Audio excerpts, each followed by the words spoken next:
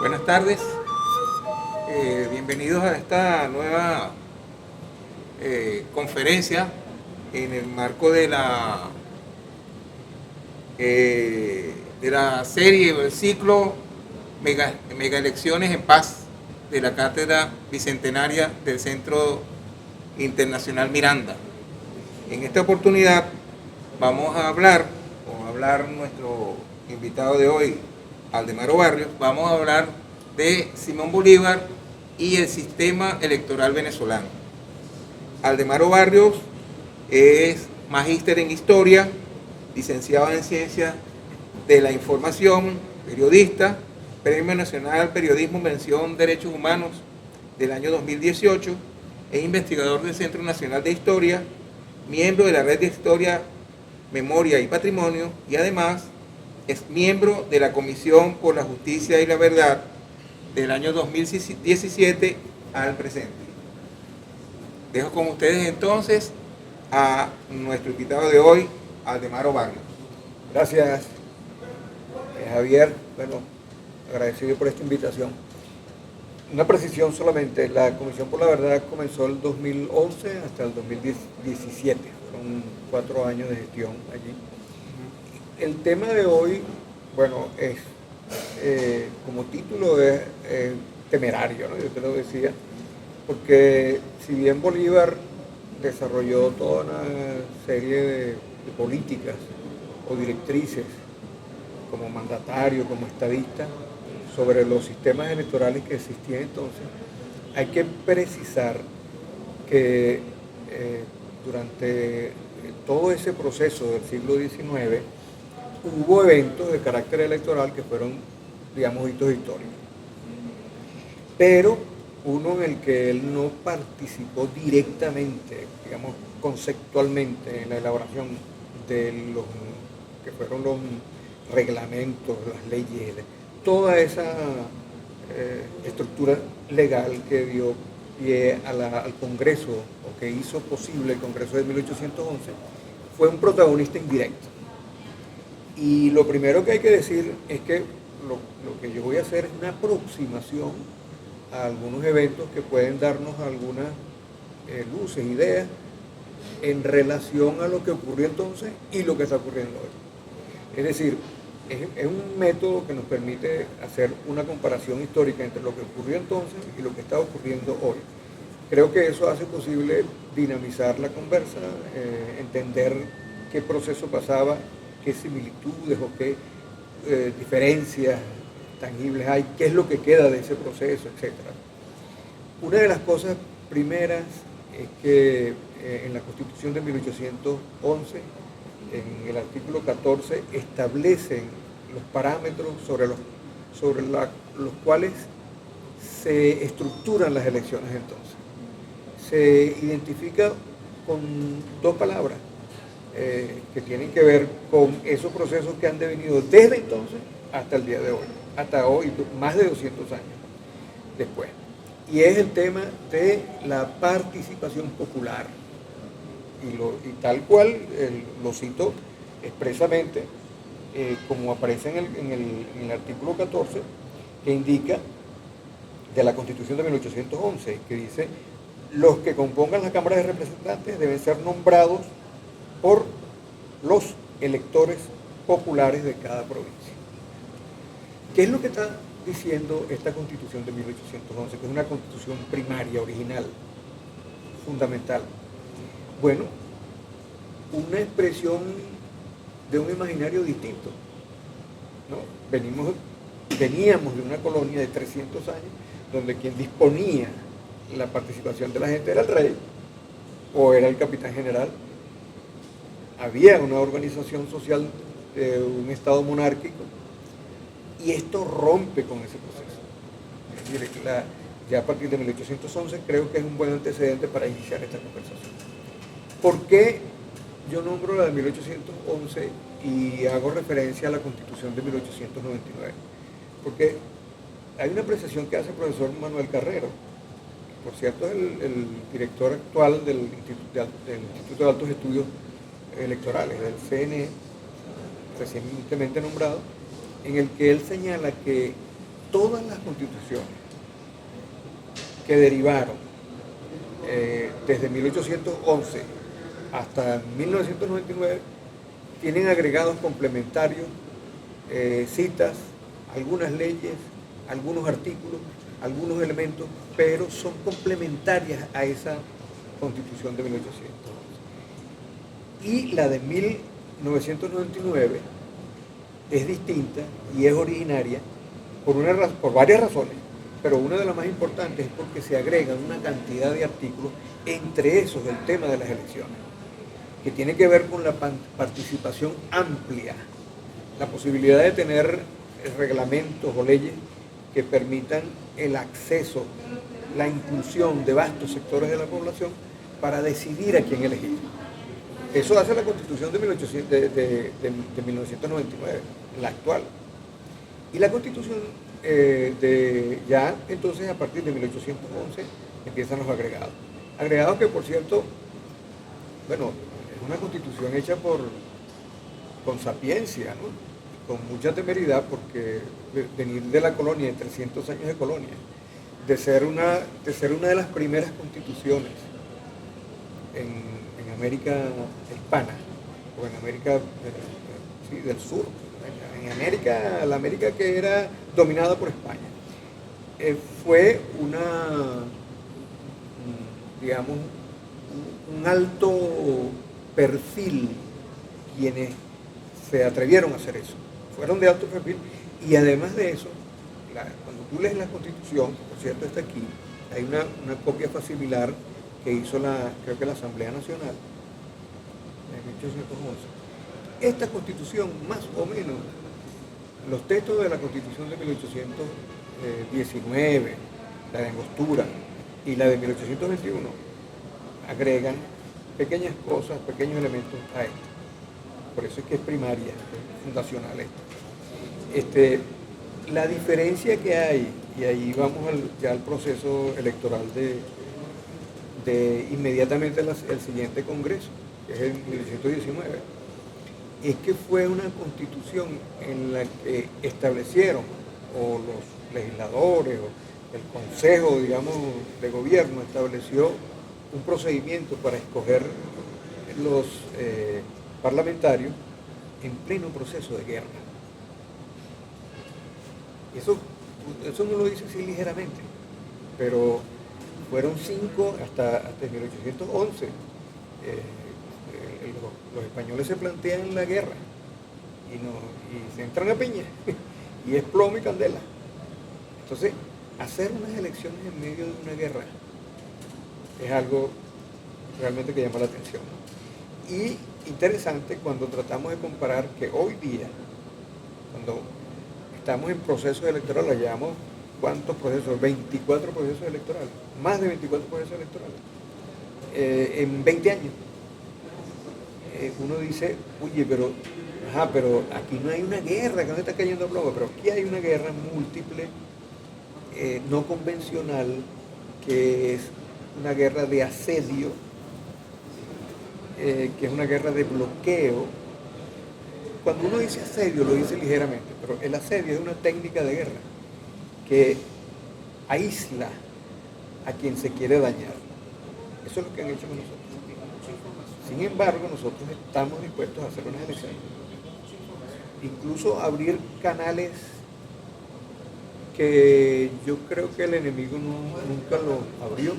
Digamos, cuando hablo yo del enemigo, los realistas nunca se plantearon abrir ningún canal para los patriotas. Y lo mismo hicieron durante casi 200 años los enemigos de la patria. Y lo están haciendo hoy día.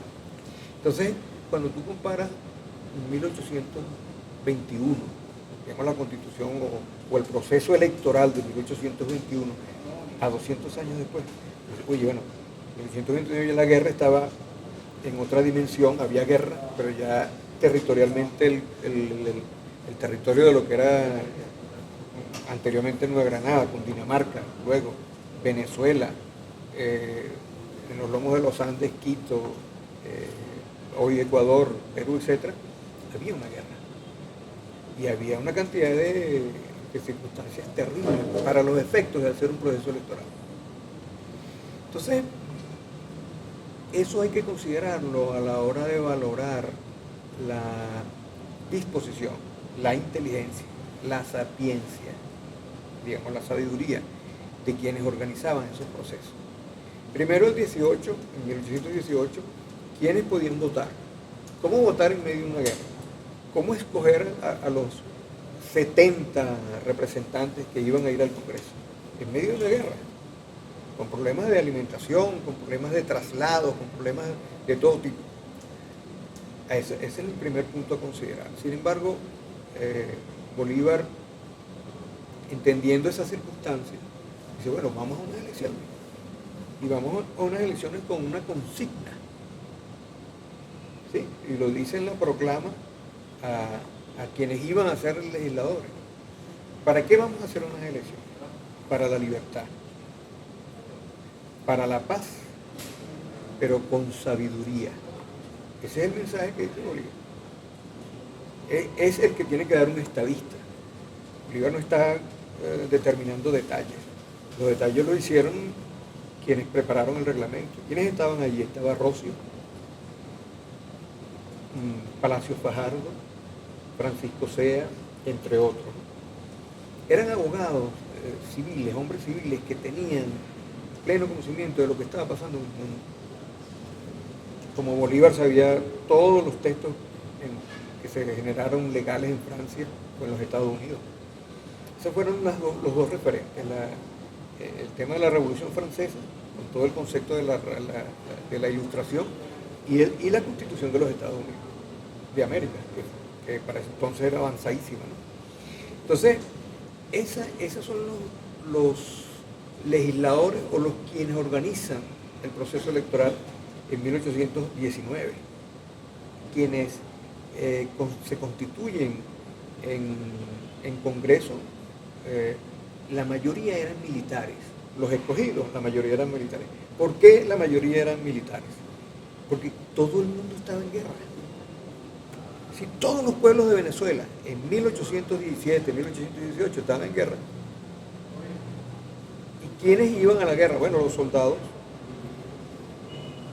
las mujeres, los indios, los negros, los pardos, todos, incluso los niños. Y así es la guerra. Pero ¿quiénes pueden elegir? Y había unas condiciones especiales. Una, que ellos nombraban a los ciudadanos activos. Si tú eres un ciudadano activo porque caminas, tienes comercio, te mueves de aquí para allá o eres activo. Pero tenían una condición económica, que tenías que tener cierta cantidad de dinero. Tenías que tener cierta cantidad de propiedades. Y si eras soldado y no tenías propiedades, podías votar. En los sitios de provincia, si eras soldado y no eras rico, pues para poder votar tenías que ser rico, tenías que ser propietario de algo. Pero si eras soldado de un cuerpo militar patriota, tú podías votar. Entonces, obviamente, quienes son elegidos, la mayoría son militares, que eran candidatos parroquiales, ¿no? Se elegían sectores, digamos, vamos a escoger, por ejemplo, lo que hoy es Monagas, ¿no? Entonces escogían en las parroquias, primero los electores parroquiales. Se reunían esos electores un 1 de noviembre y un 20 de noviembre, es decir, 19 días después, escogían a los legisladores, esos electores parroquiales.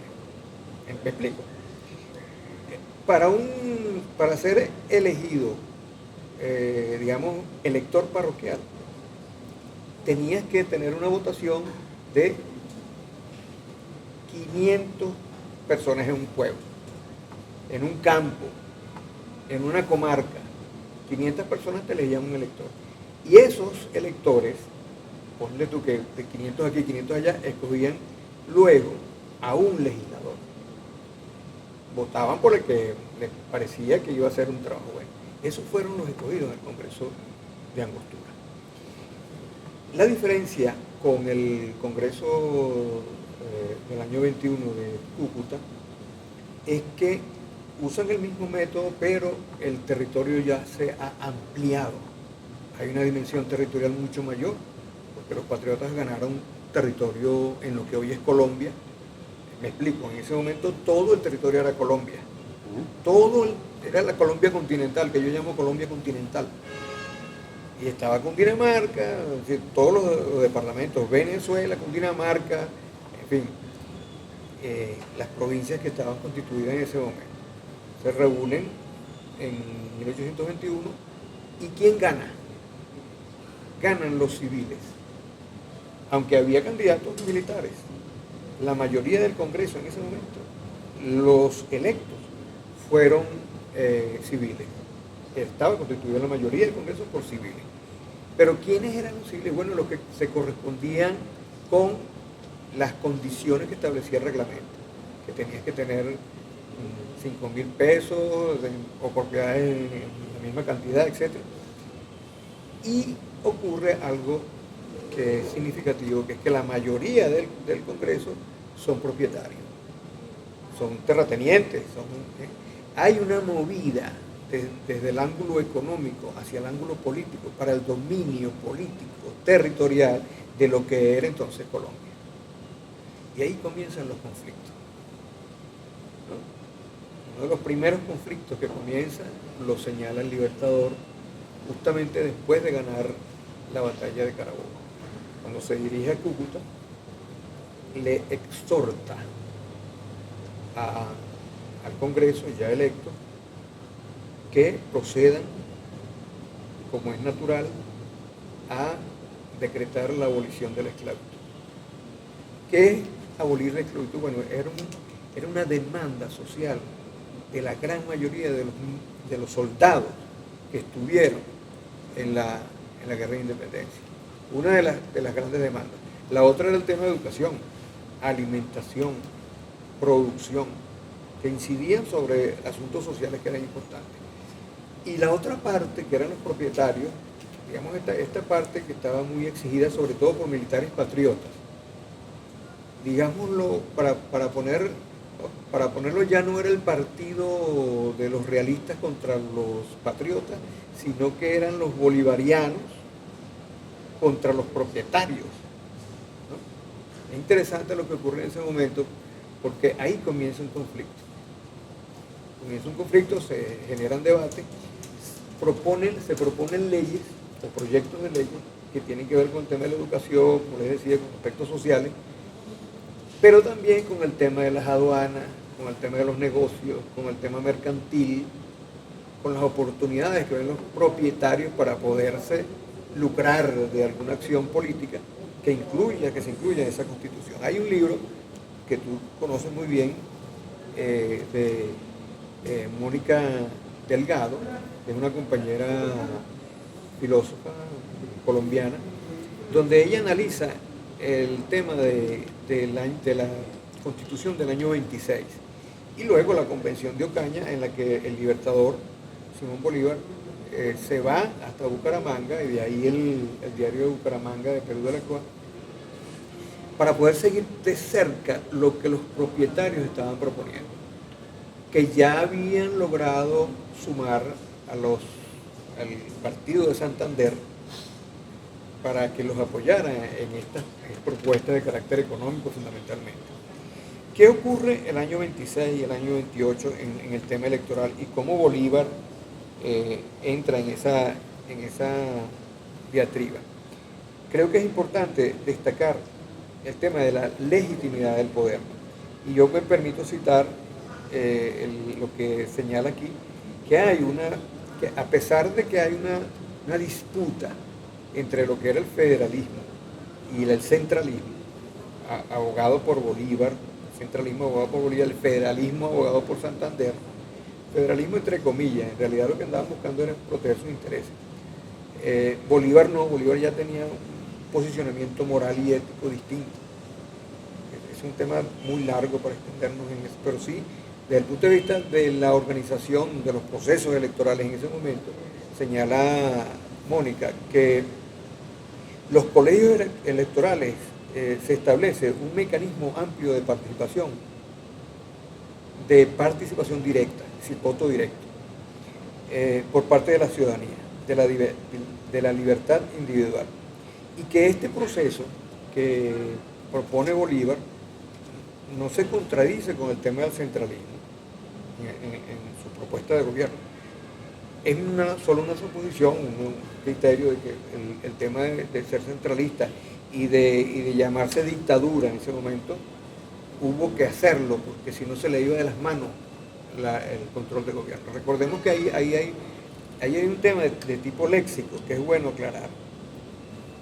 El concepto de dictadura que hoy tenemos, que ha sido conocido y aprendido por todos nosotros a través de los medios, era distinto al concepto léxico, etimológico, que tenía la palabra dictadura en ese momento, en 1821. ¿Cuál es la diferencia? La diferencia es que para Bolívar dictadura es una forma de gobierno, para Bolívar y para todos, para el entendimiento general, ¿no? Porque había mando.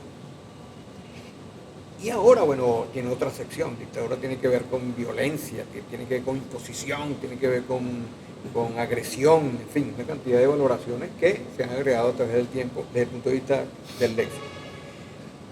Yo creo que es importante, Javier, señalar que en ese proceso de 1818, 1821, que es un proceso fraguado, todos los procesos electorales fraguados en medio de una guerra, pudiéramos nosotros decir que similar o con algunas características parecidas a lo que nosotros hemos vivido, los 24 procesos electorales que hemos vivido en medio de una guerra, de distintas dimensiones. Me voy ahora al tiempo contemporáneo, tratando de hacer una comparación entre el pasado y el presente. Es que yo no sé, habría que hacer un análisis estadístico o una aproximación estadística de cuántos combates, cuánto tiroteo, cuánta agresión han hecho contra el Consejo Nacional Electoral en 20 años que tenemos de elecciones, o en 24 procesos, comparado con en los tiempos de guerra y de tiros y de violencia que hubo en el siglo XIX. Pero yo puedo decirte solamente algunos elementos para que hagamos una comparación. Hay muchos historiadores de la línea tradicional, me refiero a los que incluso defenestran a Bolívar, que señalan, bueno, que la historia no tiene nada que ver con política, que Chávez ha politizado la historia, y ellos no la politizan. Entonces son puros, son los analistas tradicionales de la historia. No, siempre lo han hecho, solo que no lo dicen, pero lo han hecho. Ahora, ¿qué hizo Chávez? ¿Cuál fue el aporte de Chávez? Chávez lo que hizo fue agarrar frases de Bolívar, conceptos generales de Bolívar. Eso de la sabiduría, cuando él exhorta a los ciudadanos a votar, a decirles, vamos a votar por la libertad, vamos a votar por la paz, vamos a votar con sabiduría, eso es conciencia, que fue lo que hizo Chávez. Vamos a votar con conciencia histórica de dónde venimos, de dónde viene todo este aluvión de ideas y de transformaciones que se han intentado hacer en el país, o que se han hecho, porque algunos se han logrado. Eso, como ayer se enfrentó ese proceso Bolívar con su pueblo y el Ejército Libertador contra la monarquía, a plomo limpio. Y hoy, en estos tiempos, lo hizo Chávez, y lo está haciendo Maduro, con otro enemigo, mucho más astuto que los españoles, porque se ocultan, se camuflajean, se visten de rosas y disparan. Y no disparan balas, sino que disparan balas de carácter subjetivo. Buscan la mente, disparan a la mente. Nosotros hemos sido víctimas de eso. Y hay muchas víctimas indirectas que caen. Entonces, yo creo que en síntesis, una de las cosas que pudiéramos nosotros concluir sobre, que no sé cuánto tiempo llevamos, pero creo que pudiéramos ir concluyendo en el hecho de que venimos de un de un proceso,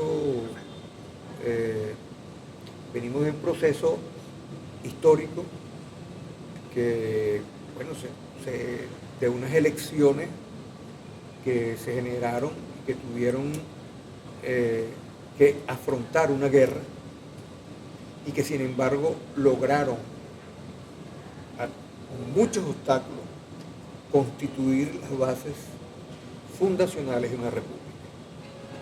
En este caso la República de Venezuela o Bolivariana de Venezuela a partir de 1999, o de constituir una idea continental de república, como lo pensó Bolívar, que era Colombia, la grande. Y hoy, en la misma circunstancia, este pueblo está dando la batalla en resistencia popular, yo diría prolongada, porque ya llevamos cerca de 10 años con agresiones muy intensas, muy hirientes, que apuntan sobre todo al estómago y que apuntan a la posibilidad de que se corte el proceso de recuperación de la República, en tiempos en el que durante más de 200 años muchas leyes de elecciones, leyes producidas en constituciones a través de elecciones, tanto en 1818 como en 1821, nunca se cumplieron, se propusieron, se diseñaron, algunas se omitieron, se silenciaron, otras se suscribieron pero no se cumplieron. Y en tiempos de la constituyente de 1999, yo creo que el pueblo hizo una hazaña bajo una conducción de Chávez, indudablemente, ese es su crédito y hay que dárselo. El hecho de generar mecanismos de participación masivo. Nunca en la historia de Venezuela, y cuidado en la historia del mundo, se había hecho una constituyente con participación popular de tal dimensión como la que se hizo el año 91, en abril del año 99, y que le dio la posibilidad a cualquier ciudadano, de cualquier condición, sea rico o pobre, dar su opinión. Pero no solamente eso, sino el hecho de que, y ahí podemos comparar ya para finalizar, ¿cómo se hizo la Constitución de 1961? Un cenáculo cerrado. ¿Quién la hizo? Bueno, un grupo de abogados, legisladores o pensadores muy inteligentes, muy capaces, porque tuvieron que ser muy capaces para poder amarrar sus intereses o los intereses de quienes dominaban económicamente este país.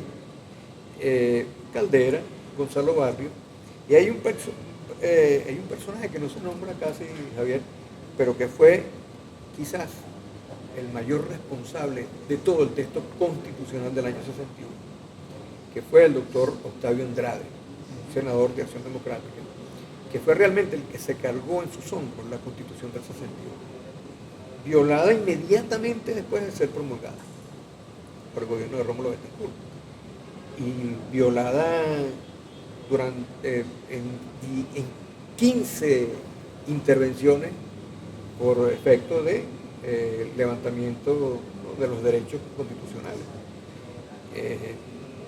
Yo pregunto, ¿cuántas veces se han extralimitado el Estado venezolano o el gobierno venezolano desde 1999 en afectación a la comunidad o a la sociedad al levantar, al establecer medidas especiales de levantamientos constitucionales? No hay una en 20 años. Pero además de eso, y finalmente, el hecho de que tú lo puedes decir, nosotros lo podemos decir, yo conozco personas, amigos, que el año 99, cuando se hizo la consulta pública general para hacer los textos constitucionales, hicieron propuestas. Yo conozco una amiga que es antropóloga, por cierto, no voy a decir su nombre, y en la Constitución está su artículo propuesto por ella, que es una mujer del común del pueblo, está en la Constitución. Ese detalle es muy significativo porque permite entender cómo participó el pueblo venezolano en la configuración de sus propias leyes. Es una gran diferencia.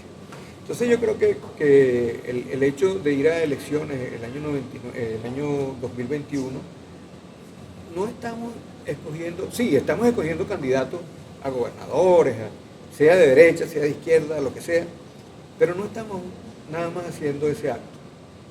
Estamos consolidando un sistema nuevo que le ha permitido al pueblo venezolano ser incluido en las decisiones fundamentales de un país. Por eso es que yo voy a votar.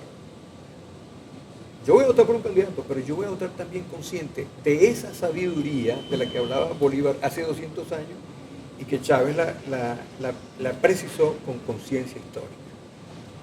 Eso es todo por ahora. Voy a hacer una pregunta para finalizar. Ok. El próximo año, el año 22, ¿no? Ahorita le dicen así, le decimos el año 22, son 30 años del 4F y 30 años del Libro Azul. Y el Libro Azul prefigura un poco, bueno, eso es lo que yo he interpretado, un poco lo que después fue nuestra Constitución. Y ahí se prefigura el poder electoral, que como tú lo has dicho, es casi sobre la base del pensamiento bolivariano y rodriguiano. O sea, tú acabas de hablar de que hemos tenido más de 20, más de 23, 24 elecciones. Y Rodríguez siempre plantea, dicho por Chávez, interpretado por Chávez en el Libro Azul, eso de que siempre se tiene que consultar al pueblo. Y en el caso de Bolívar, Bolívar de alguna manera también habla de esa necesidad de estar consultando al pueblo. La Constitución nuestra, la vigente, la del 90, bueno, que tiene una reforma, pero la del 99, crea dos poderes. El moral, que es bolivariano, y ese moral, ¿verdad?, está muy ligado al nuevo que es el poder electoral, porque trata mucho de la distribución del poder, tal cual lo dice Bolívar. Estamos... Sí, no, bueno, mira, un detalle de carácter estadístico para ejemplarizar eso que tú estabas diciendo. En 40 años, digamos, desde del 59 al 98, se hicieron 14 procesos electorales. 40 años, 14 procesos electorales. Anoten la cifra. 40 años, 14 procesos electorales. En 20 años van más de 24 procesos electorales. Y eso sin contar las recomendaciones, participación del poder electoral en procesos electorales menores, sindicatos, magisterios, organizaciones civiles, etc. Porque también ellos participan en asesorando y apoyando procesos de carácter electoral menor, pero que son procesos electorales, la gran diferencia. Entonces, fíjate, si en 20 años se han hecho 25, 24, y en 40 años se hicieron 14, hay una gran diferencia. Sobre la base de entender que se han promovido procesos de participación política. Cuando tú hablas de Bolívar y hablas del poder moral, bueno, ahí está una gran diferencia. Era una deuda. Bolívar lo había propuesto. Las circunstancias no lo permitieron en ese momento. Pero Chávez lo retomó. Ahora, ¿qué significado tiene desde el punto de vista de las necesidades de la gente para poder vivir el poder moral? Claro, si nos ponemos a pensar con conciencia ligera, no lo entendemos. Pero cuando nosotros vemos en Venezuela en los últimos 20 años, procesos de justicia social, política, sobre afectaciones sobre vastos sectores de la sociedad, desde el punto de vista de lo laboral, desde el punto de vista de lo político, con las agresiones sobre las demandas de los derechos humanos, etc., ahí estamos viendo una diferencia. Pudiéramos decir que el poder moral se sustenta sobre algo que ha dicho recientemente el presidente Maduro, que es el poderío o la capacidad de resistir que ha tenido el pueblo venezolano en estos últimos años de agresión extrema, monstruosa. Yo no creo que haya sido aplicado con tanta severidad, con tanta fuerza. Quizás el pueblo cubano lo ha resistido, pero nosotros hemos tenido, tras la monstruosidad de las agresiones, la pandemia, y aún así vamos a una elección, con la frente en alto. Pero además de eso, dando todas las garantías posibles, todas, a pesar de las agresiones a las que ha sido víctima el pueblo venezolano por indignos voceros que han dicho que ellos son los que van a calificar si estas elecciones son o no buenas. Yo creo que hay suficientes elementos para decir que somos bastante pacientes, ¿no? Porque nos sustenta un elemento de plataforma muy sólida, sembrada desde el siglo XIX, con Bolívar adelante, que es la moral del pueblo venezolano. Así, ¿con qué criterio, con qué valor de carácter ciudadano, societario, histórico, puede hablar el gobierno de los Estados Unidos, que han hecho una elección de su presidente o de sus presidentes con la misma capacidad de participación que han tenido los venezolanos en el sistema electoral actual? Yo te voy a dar un ejemplo, y que es pertinente, muy pertinente. El Tribunal del Distrito Sur de la Florida, quien va a juzgar y seguramente a sentenciar, que yo no creo llamarlo, yo lo llamo verdugo, porque realmente no es un juez, va a ser un juez verdugo, que va a sentenciar, ojalá que no, a Alex Saab por unas extravagancias que yo no sé de dónde, bueno, es un asunto político. Ese tribunal de la Florida, del sur de la Florida, que hoy es dirigido, y entonces era dirigido por un abogado, un doctor en Derecho que se llama John O'Sullivan, fue el mismo tribunal que declaró y sentenció que quien ganó las elecciones en el año 2000, cuando se enfrentaron George Bush y Al Gore, fue George Bush, con todas las evidencias de fraude. Y se impuso ese tribunal. Y se impusieron los grandes mecanismos de poder, los grandes empresarios. Ese es el tribunal que va a juzgar a Alex Saab. Ese tribunal fraudulento fue el que provocó la sentencia que hizo que George Bush, hijo, ganara. Hay todas las evidencias, incluso en internet. Ese mismo tribunal juzgó a Noriega y murió Noriega en la cárcel.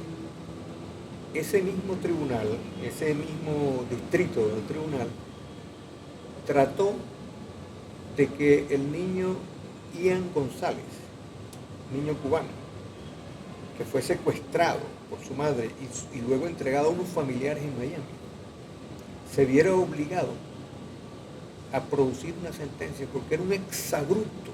Estaban aprobando un secuestro, un crimen. Y gracias a la experiencia de la jurisprudencia de Fidel Castro Ruz, con sus abogados, lograron obligar al Departamento de Justicia a liberar a ese niño, porque era demasiado, y ganaron ese juicio. Y ese niño ahorita tiene 22 años, es un ingeniero. Ese mismo tribunal del sur de la Florida intentó aprobar ese secuestro Ese es el tribunal que está jugando hoy a analizar. Ese es un tribunal que tiene prerrogativas especialísimas. Puede hacer acciones extraterritoriales, puede mandar y sentenciar a quien le dé la gana. Eso no puede ser, violando el Estado de Derecho. Digo, por decirte algunos ejemplos. Gracias a Aldemaro Barrios por esta muy nutritiva conferencia. El próximo jueves vamos a estar con la profesora camarada Mayguarida Barrera, que nos va a hablar en este ciclo de mega elecciones en paz, nos va a hablar de cómo Hugo Chávez asumió la vía electoral. Vamos a estar entonces la próxima vez con Mayguarida. Esta conferencia la van a poder ver por nuestra página web, nuestro canal YouTube. Y bueno, muchas gracias a quienes nos escucharon y Aldemaro. Gracias. Hasta luego.